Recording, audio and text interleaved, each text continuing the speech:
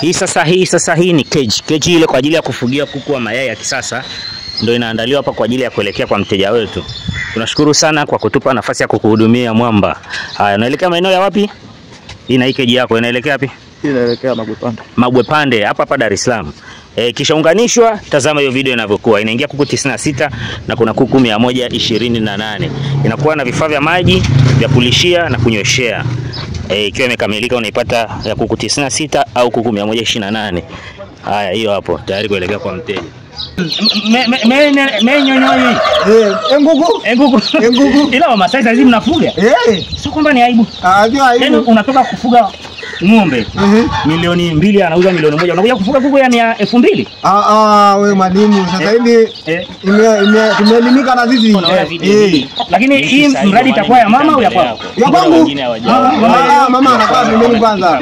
Haya, wafugaji wangu wa Longido mlikuwa mnaniambia mnataka vifaranga nashindwa kuwasafirishia. Mwakilishi wenu amekuja hapa kutoka kwa Longido, kafika hapa, amepata darasa, tumempa na elimu, tumempa na dawa za kuanzia. Kwa hiyo baada ya miezi 6 mjomba na kuona ukitengeneza pesa, na kuona ukiuza kuku. Sasa mimi mwalimu wako. Ukiuza kuku sasa unanitumia asante kasadaka kidogo. Sema amina. Amina. Haya, ni washauri wale wateja wangu ambao wanaendelea kuweka oda ya vifaranga, wanasubiria mwezi mmoja, miezi miwili, miezi mitatu na bado nashindwa kuamudu. Chukueni mashine, mtotoleshe vifaranga. Vingine unafuga, vingine unauza. Kama hivi hapa vifaranga, hapa wako 100, lakini walikuwa wanatakiwa vifaranga 500 kwa mteja wangu. Ameambulia 100. Kwa hiyo sasa na yeye inabidi hawa kuku akianza kutaga, achukue mayai, aweke kwenye mashine, hayo anatotolesha vifaranga. Vingine auze, vingine afuge. Na ninashukuru sana mteja wangu kwa kunitembelea.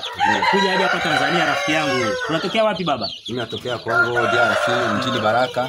Ndio mahali mimi natokea. Nakuja kununua mashine yangu ya mayai 210 ili na mimi nifungue kazi hii. Na hapa nakuja chukua hii mashine kwa sababu nilikuwa natotolesha vifaranga.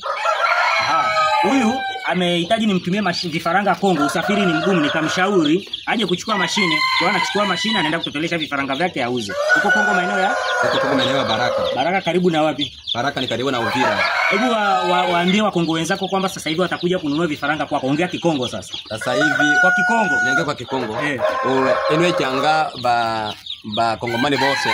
Mungu tukulela ile make, Mungu tukulela Mungu tukulela na mashine kama wataka mashine watu ndano na pika simu ile mwalimu atumile ne Kongo Mungu atendela piki eke washika faranga tovetia ya mashine yohitaji unaushika mashine wapike simu alushe franga na shika kama mtumile mashine watu upata mashine ipiti ya hii. Tunashukuru sana. Huyu Mkongomani sasa ametoka huko siku 3 njiani mpaka amefika kwa mwalimu kufahamu, lakini napatikana hapa Dar es Salaam Goba na Ubungo. Wewe uliopo huku Goba umeshindwa kuja kujifunza. Uliopo hapo Dodoma, Morogoro, piga simu tukufundisha mambo yote. Chukua mashine tukufundishe kila kitu.